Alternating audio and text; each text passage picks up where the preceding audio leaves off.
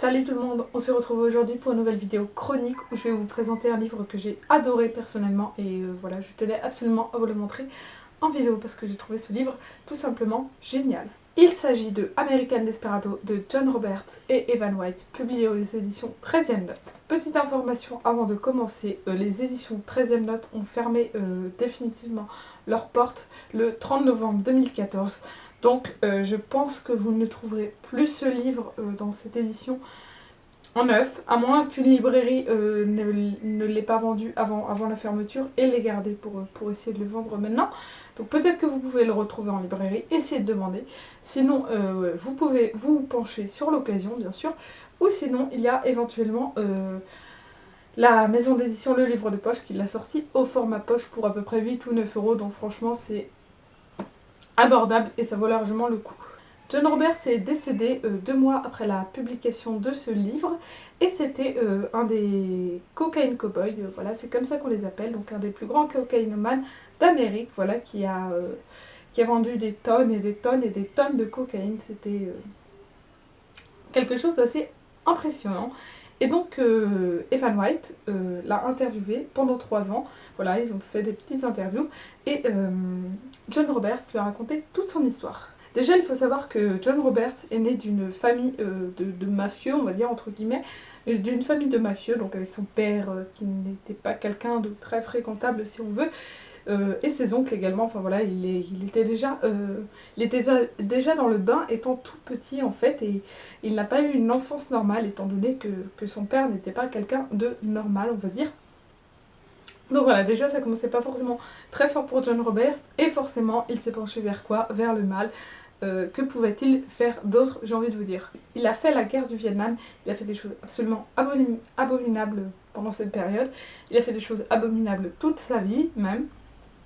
Il n'avait aucun scrupule à tuer les gens, à les dégommer, à les écorcher vifs s'il y avait besoin, et ça ne le gênait absolument pas. C'était un psychopathe comme on en voit peu. Il le dit d'ailleurs à la page 16, « Peut-être que je suis un psychopathe. La majeure partie du temps que j'ai passé sur cette terre, je n'ai eu aucun respect pour la vie humaine. Ça a été la clé de ma réussite. » Donc voilà, ça vous donne une petite idée de qui était ce personnage, parce que c'est vraiment un personnage, voilà, que j'étais ravie de découvrir. Et oui, cet homme est horrible, il a fait des choses vraiment horribles dans sa vie. Mais qu'est-ce qu'il m'a fascinée.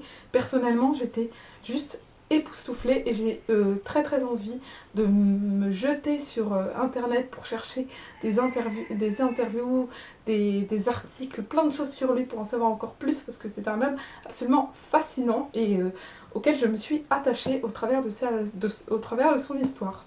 Oui, ça peut paraître bizarre, je m'y suis attachée alors que cet homme a fait des choses absolument horribles qui sont totalement inscrite et décrite dans ce livre, mais je me suis attachée parce que je sais pas, il dégage quelque chose qui s'est dégagé à travers ce livre, à travers ses écrits, à travers ce que disait Evan White de lui.